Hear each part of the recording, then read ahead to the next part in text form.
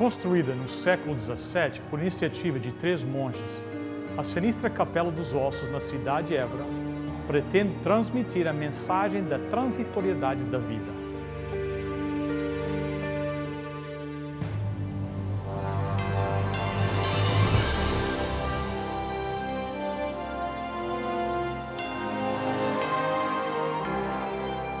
Venceu a prova do tempo. O livro de Deus, a Bíblia, ainda relevante neste mundo complexo. Está escrito Canadá, partilhando mensagens de esperança ao redor do mundo.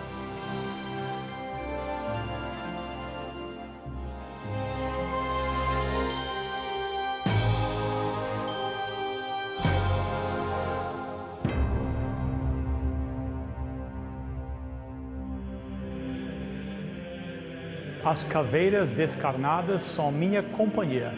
Trago-as de noite e de dia, na memória retratadas. Muitos foram respeitados no mundo por seus talentos e outros vãos ornamentos que serviram à vaidade e talvez, na eternidade, sejam causa de seus tormentos. Este é um dos poemas exibidos aqui na Capela dos Ossos, que se encontra na Igreja de São Francisco, na Praça 1º de Março, em Évora. A capela é formada por 3 naves, com as luzes entrando por 3 frestas à esquerda. As abóbadas são pintadas com motivos alegóricos à morte. As paredes e os 8 pilares são revestidos de ossos ligados por cimento pardo.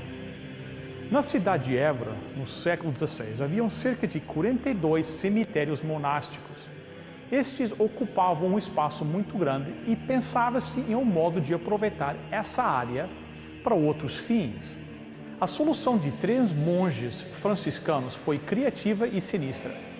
Eles extraíram da terra os ossos e os usaram para erguer e decorar uma capela.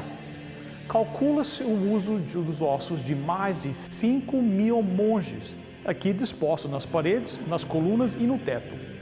E logo na entrada, o visitante encontra os simpáticos dizeres: nós, ossos, que aqui estamos, pelos vossos esperamos. A morte é algo indesejável e fascinante. Os mistérios que envolvem este estado é um enigma para muitos, porém a Bíblia apresenta uma resposta clara sobre o que ocorre quando o homem morre. Venha comigo desbravar esse assunto nas Sagradas Escrituras. Em uma das cenas mais emocionantes da Bíblia, a Bíblia diz que Jesus ficou ao lado do túmulo de um amigo dele, e a Bíblia diz que Jesus chorou. Irmãos, Deus derrama lágrimas quando um dos seus filhos morre. Deus sente compaixão e sente a dor da separação. A Bíblia diz em São João, capítulo 11, verso 11: assim falou, e depois disse-lhes: Lázaro, o nosso amigo, o quê? Dorme. Então eu li este versículo e eu achei interessante. Pensei, por que será que Jesus compara a morte com dormir? Por quê? Por que essa comparação? De tantas coisas que Jesus podia comparar à morte, ele diz que a morte é que nem um sono. Agora, se você examinar a Bíblia, e nesta noite nós não temos tempo de ir por todos os versículos, mas se você for à Bíblia, você vai receber o resumo nesta noite, e lá tem esses versículos, você continuar estudando. Mas você vai ver que a Bíblia menciona que a morte é que nem um sono mais de 60 vezes. 60 vezes. E a pergunta que eu tenho é por quê? Por que que a Bíblia diz que morrer é que nem dormir? Bem, vamos um pouquinho mais fundo. Em Eclesiastes, capítulo 12, é assim que se fala? Eclesiastes? Capítulo 12, verso 7, nós encontramos o que eu chamo a fórmula para a morte. A Bíblia aqui diz: então o nosso corpo voltará para onde? O pó da terra, de onde veio. E o nosso quê? espírito voltará para Deus que o deu. A fórmula aqui é muito simples, né? Bem simples. A Bíblia diz, quando você morre, o seu corpo volta para onde? Para o pó, de onde veio, e o espírito volta para onde? Para Deus. Se você não acredita nisso, vá até uma sepultura, escave lá e vai ver que a Bíblia está certa. O corpo volta para o pó e o espírito volta para Deus. Timmy, esse menino, um dia entrou na cozinha, a mãe estava cozinhando lá, entrou na cozinha e disse assim, mamãe, é verdade que nós viemos do pó e um dia voltaremos para o pó? Ela disse, é verdade, Timmy. Quem te falou isso? Ele disse, eu estava na igreja e escutei o pastor falar isso. Mas é verdade mesmo? A mãe disse, é verdade, Timmy. Nós viemos do pó e um dia nós voltaremos para o pó. Mas por que você está interessado nisso? E Timmy disse, eu estava ali na sala, brincar com o meu carrinho, e eu olhei embaixo do sofá. E eu vi que alguém está vindo ou indo.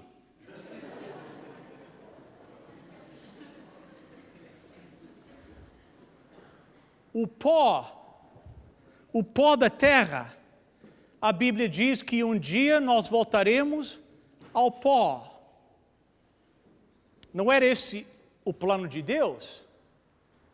O plano de Deus não era que os seus filhos, no final da vida, voltassem ao pó da terra? Não era esse o desejo de Deus, mas o pecado mudou tudo. Portanto, és pó, a Bíblia diz, e ao pó tornarás. É uma verdade bíblica, é um princípio bíblico. Não é um princípio muito bonito, mas é uma verdade. O salário do pecado é o quê? A morte. Às vezes eu penso, como é que devia ter sido para Adão e Eva, depois deles caírem no pecado, ao voltar de novo para sua casa, ao lugar onde eles iam pousar à noite, quem sabe depois de um dia trabalhando lá na terra, semeando, colhendo, voltando, Adão olhando para as suas unhas com o pó da terra debaixo das unhas, pensando que ele veio desse pó e um dia, no final da sua vida, ele ia regressar ao pó. Como é que devia ter sido para Adão e Eva? Eu às vezes penso que o significado do pecado, as consequências do pecado deviam ter sido muito mais vívidas para Adão e para Eva do que são para nós hoje. O índice da morte é constante. Uma morte por cada pessoa. Eclesiastes diz, então o nosso corpo voltará para onde? O pó da terra, de onde veio, e o nosso quê? Espírito voltará para Deus que o deu. Esse é o princípio. Então a fórmula da morte é esta. Você começa com ser uma alma vivente, o espírito, a Bíblia diz, volta para Deus e o que você resta é o pó da terra. Esta é a fórmula da morte. Agora é interessante, porque se você voltar ao livro de Gênesis, lá você vai ver esta mesma fórmula, só que no reverso. Não a fórmula da morte, mas a fórmula da vida. Quando Deus criou a vida pela primeira vez, Gênesis 2, verso 7. Então formou o Senhor Deus ao homem do quê? Do pó da terra, e soprou-lhe nas narinas o quê? O fôlego da vida. E o homem passou a ser alma vivente. Aqui vem a fórmula da vida. A Bíblia diz que Deus começou com o pó, Ele adicionou ao pó o fôlego da vida, aquele dom que apenas Deus tem de transmitir vida, aquilo que não tem vida, Ele transmitiu através do sopro, e o resultado, a Bíblia diz, é uma alma vivente, é um ser vivente. Duas fórmulas.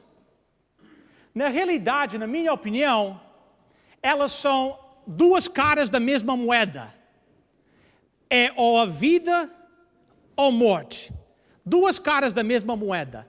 Então eu quero fazer uma sugestão nesta noite. Vocês querem saber a minha sugestão? A minha sugestão é o seguinte. Essas duas fórmulas são iguais. São iguais.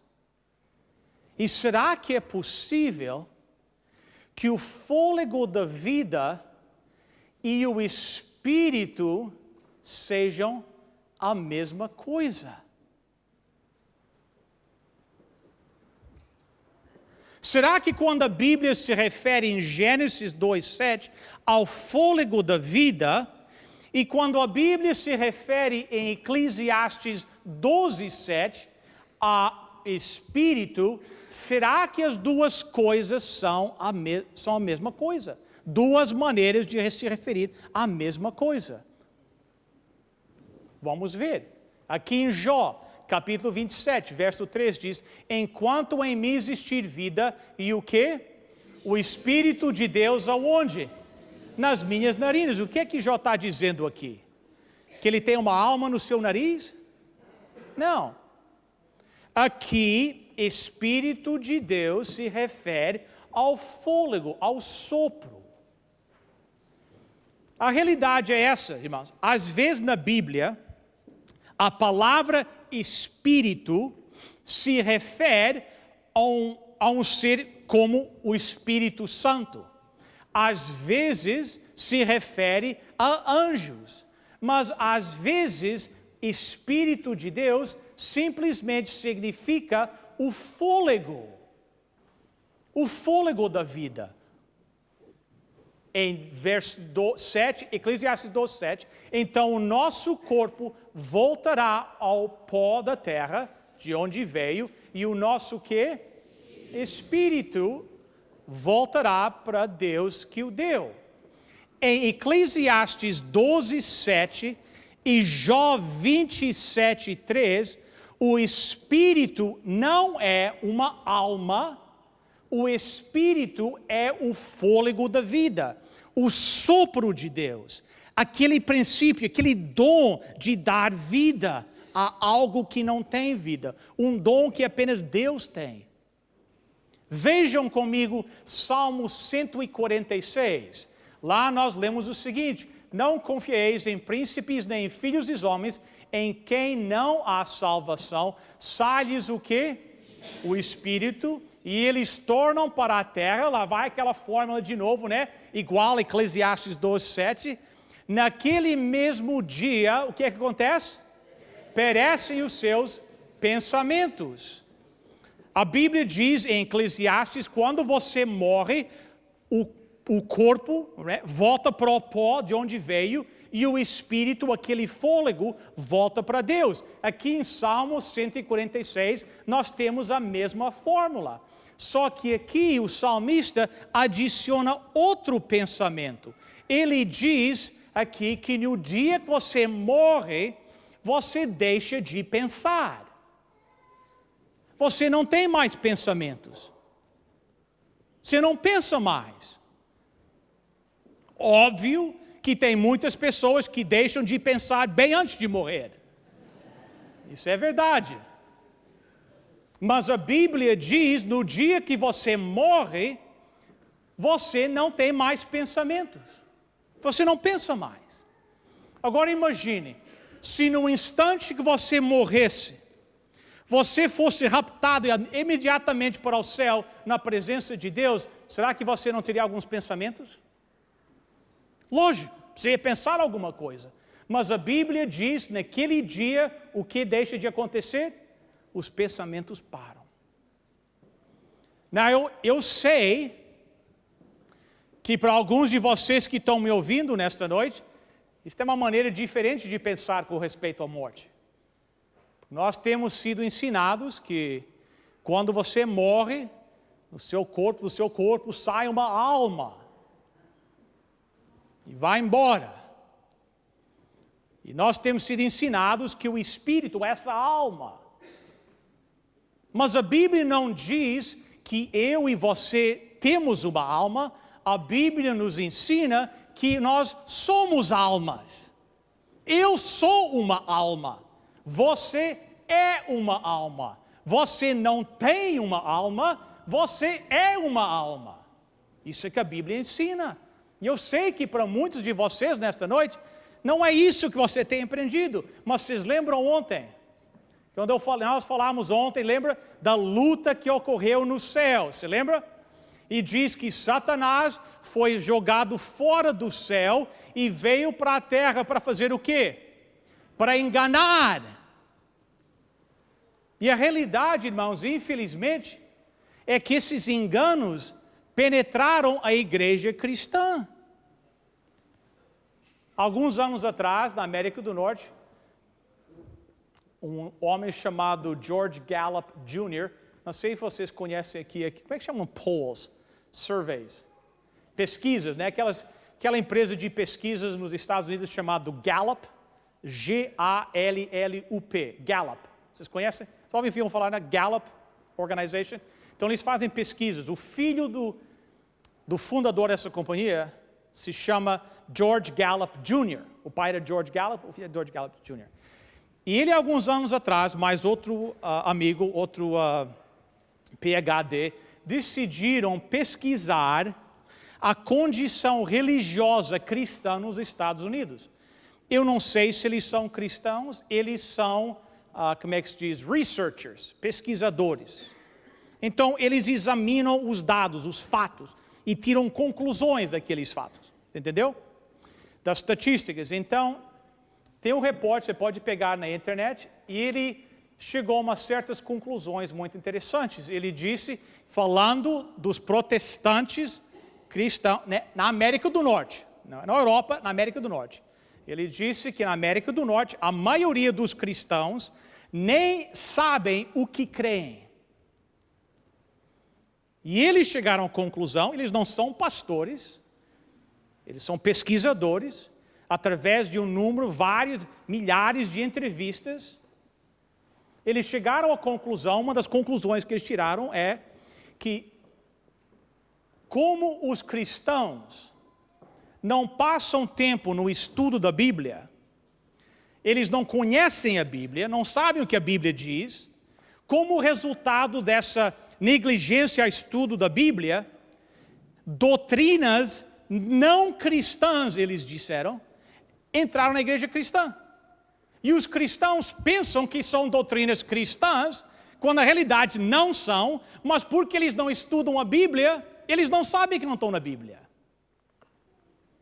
Um pesquisador, não é um pastor, não é um conferencista que nem eu, ele não tem, nós dizemos em inglês, no vested interest, ele não tem nenhum interesse em falar algo, não é verdade. Ele apenas analisou os dados e disse, a conclusão que eu tiro é que existem doutrinas que entraram na igreja que não são cristãs. E por quê? Porque os cristãos não estudam a Bíblia. E o diabo sabe disso. E se o diabo quer enganar, por que não enganar os próprios filhos de Deus? Levar os filhos de Deus a terem um conceito errado a respeito de Deus e do seu amor. E esta é uma das áreas que existe muita confusão na igreja cristã, muita confusão. Mas a Bíblia é clara. Você é uma alma. Você não tem uma alma. Imagine que eu tivesse aqui uma lâmpada. Tivesse uma lâmpada aqui, tem várias lâmpadas aqui no salão para iluminar. Então, uma lâmpada dá luz, né? Aquela luz que brilha daquela lâmpada é uma combinação de duas coisas. O que é preciso? Primeiro, é preciso uma lâmpada, né? Tem que enroscar uma lâmpada. E depois, onde a lâmpada enrosca, aquilo tem que ter um cabo, né? Que vai ligar na tomada na parede. Tá certo, né? Então, se você tiver uma lâmpada e eletricidade, o que é que você tem? Tem luz. Simples, né? É que nem o pó da terra e o fôlego de Deus, né? O fôlego da vida. Uma alma vivente. Agora imagine se eu vier aqui à parede e eu puxar o cabo. O que é que acontece? a energia não está correndo mais pelo cabo, o que é que acontece? Não há mais luz. Então a pergunta é o seguinte: para onde é que foi a luz? Para onde é que foi? Não foi para nenhum lugar. Ela apenas deixou de existir. Porque para a luz existir, tem que haver uma combinação de lâmpada e eletricidade. Se um desses elementos não estiver lá, a luz não vai para outro lugar, a luz simplesmente deixa de existir. Então, a Bíblia diz, Eclesiastes 12:7, quando você morre, o seu corpo vai para onde? Para a terra. O espírito, aquele fôlego, aquela energia que te dava vida, não está lá mais. O que acontece? Você deixa de existir. Você morre. Morreu. É isso que significa morrer. Morrer não significa viver em outro lugar de outra forma. Morrer é morrer. É não existir mais. De qualquer forma. Salmo 115, verso 7. Os mortos não quê? Louvam o Senhor, nem os que descem ao quê? Silêncio. Pense bem, irmão. Peguem a lição, o resumo nesta noite e verifiquem com a sua Bíblia. Vocês não podem aceitar a palavra só porque eu venho aqui de fato e de gravata, entendeu? Venho do Canadá. Isso não me dá credenciais para que vocês acreditem eu sou baseado nisso. Vocês têm que estudar. Por essa razão, nós entregamos todas as noites, em todos os auditórios, um resumo. Para quê? Com todos os estudos. Para quê? Para você ir para casa e verificar na sua própria Bíblia. Você não pode só aceitar, o pastor lá veio do Canadá, falou que era assim, agora eu vou aceitar. Não, isso é errado. Errado. Você tem que estudar. Aprenda. E quando você vai à Bíblia, neste assunto da morte, você vai ver que é um dos assuntos que a Bíblia fala mais claramente. Imagine, se quando nós morrêssemos, nós fôssemos diretamente para o céu, será que nós íamos estar louvando a Deus? Lógico. A Bíblia diz, Apocalipse 4, Apocalipse 5, que o céu inteiro louva a Deus constantemente. Então, se os mortos fossem para o céu, imediatamente, na hora que eles morrem, eles iam estar louvando a Deus. Mas o que a Bíblia diz? Os mortos que? Não louvam a Deus. A realidade, a Bíblia ensina, é que quando você morre, você não vai para o céu imediatamente, você não vai para o inferno, você não vai para o purgatório, você morreu. Você vai para a sepultura. Eu sei que muitas pessoas gostam de ir até as espíritas.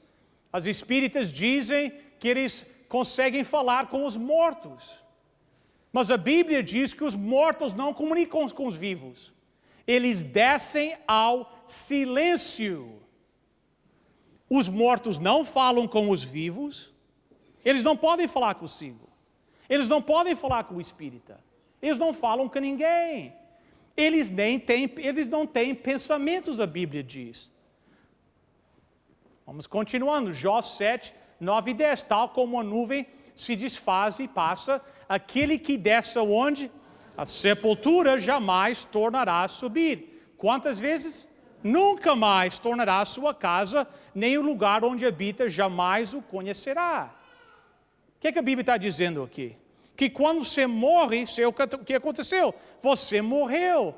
Então, se você tem alguém que se diz poder comunicar com os mortos, essa pessoa ou está iludida ou está mentindo. Porque a Bíblia diz que os mortos não voltam. Eles morreram. A Bíblia é clara em dizer que os mortos não sabem nada. Eclesiastes 9, 5 e 6. Porque os vivos sabem que hão de morrer, mas os mortos não sabem coisa que? Nenhuma. nem tampouco terão eles recompensa, porque a sua memória jaz no quê? Esquecimento. O amor, ódio, inveja por eles já o quê? Padeceram. Para quanto? Para sempre. Não tem eles parte, leiam comigo, em coisa alguma do que se faz debaixo do sol.